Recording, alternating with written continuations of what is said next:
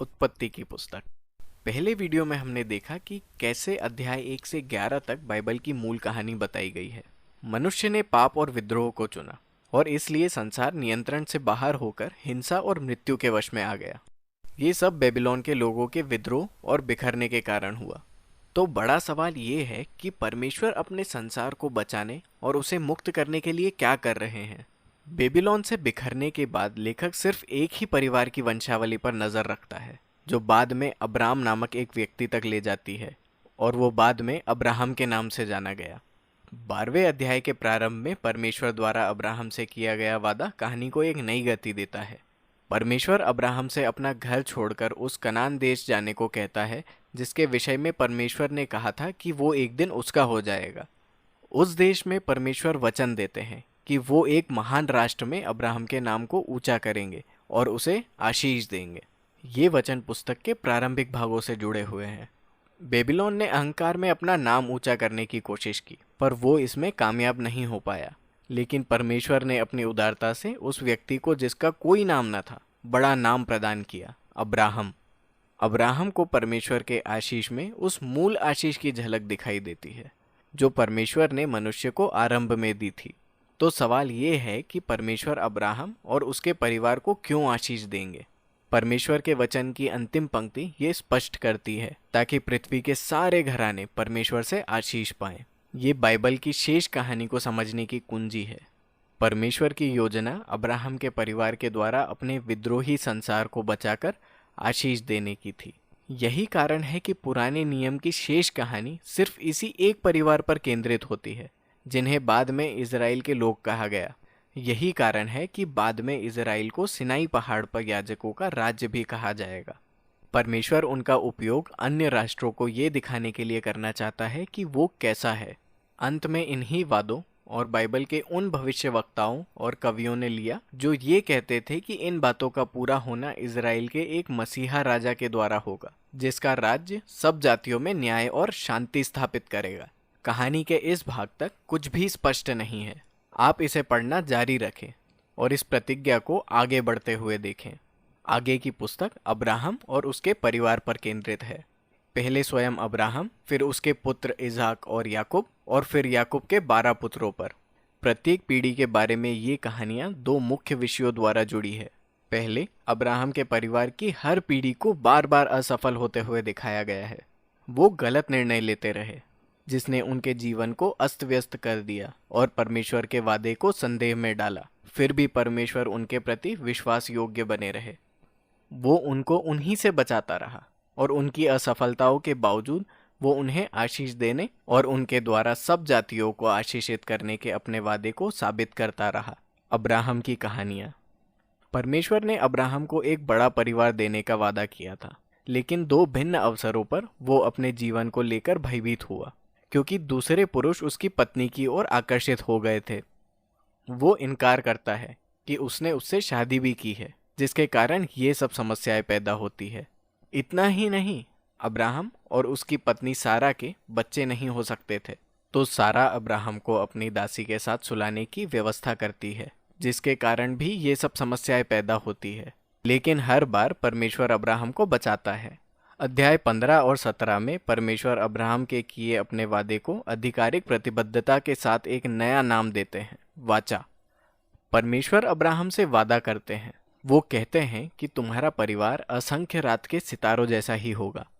संतान ना होना और ना ही संतान होने का कोई विकल्प होना, इन सभी बाधाओं के बावजूद अब्राहम आकाश की ओर देखता है और बस परमेश्वर के वादे पर भरोसा करता है। परमेश्वर अब्राहम के साथ वाचा बांधते हैं और वादा करते हैं कि वो कई राष्ट्र का पिता बनेगा, जिससे परमेश्वर का आशीष पूरे संसार तक पहुंचेगा।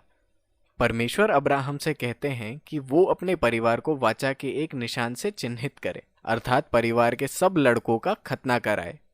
ये चिन्ह उन्हें याद दिलाने के लिए था कि उनके परिवार का फलदायी होना परमेश्वर की ओर से उपहार है। बाद में अब्राहम के बहुत सारे बच्चे हुए और वृद्धावस्था में उसकी मृत्यु हो गई। याकूब की कहानी इन विषयों को और भी नाटकीय ढंग से दर्शाती है। जन्म से ही याकूब अपने नाम के अर्थ अनुसार जिया, जिसका मतलब धोखेबाज है।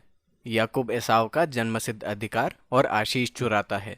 याकूब छल करके भाई एसाव से उसकी विरासत व आशीष छीन लेता है। वो अपने बूढ़े अंधे पिता को धोखा देकर भाग जाता है। वो 4 विवाह करता है, पर वो केवल एक राहेल से ही प्यार करता है। इसी कारण से परिवार में होड़ सी मच जाती है। वो अपने उस मामा लाबान से धोखा खाकर नम्र बनता है, जिसने उसके साथ वर्षों से छल किया था। अब स्थिति पूरी तरह से याकूब के विरुद्ध हो चुकी थी। परंतु मामा लाबान से धोखा खाने के बाद याकूब अपने देश लौट जाता है। ये एक अजीब कहानी है, जिसमें याकूब परमेश्वर से आशीष मांगता है, परंतु अंत में परमेश्वर से ही कुश्ती करता है। ये सच है कि कुछ चीजें वास्तव में कभी नहीं बदलती। परमेश्वर याकूब के दृढ़ संकल्प का सम्मान करता है और अब्राहम का आशीष याकूब को दे देता है। परमेश्वर याकूब का नाम बदलकर इज़राइल रखता है, जिसका अर्थ है परमेश्वर के साथ कुश्ती। ये पुस्तक का आखिरी भाग है, याकूब के पुत्रों की कहानी, जहां सब विषय एक मुख्य विषय में मिल जाते हैं। याकूब अपने दूसरे सबसे छोटे पुत्र यूसुफ को दूसरे पुत्रों से ज्यादा प्यार करता है और उसे एक विशेष अंगरखा देता है।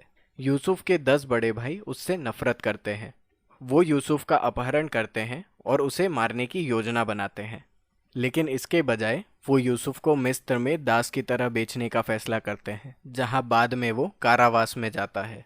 पारिवारिक असफलता के बारे में बात करें, लेकिन परमेश्वर यूसुफ के साथ है। वो यूसुफ को कारागृह से छुड़ाने की योजना बनाते हैं और अंत में फिरौन यूसुफ को ऊंचा उठाकर पूरे मिस्र पर दूसरे स्थान की कमान यूसुफ के हाथों में दे देता है।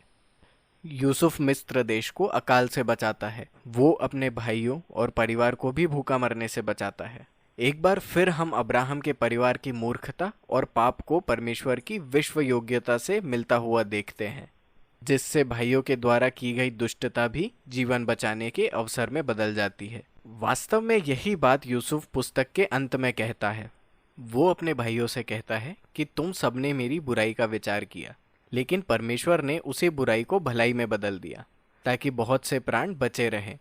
ये शब्द योजनाबद्ध तरीके से पुस्तक के अंत में रखे गए हैं, क्योंकि ये न केवल यूसुफ और उसके भाइयों की कहानी का सार प्रस्तुत करते हैं, बल्कि संपूर्ण पुस्तक का सारांश देते हैं।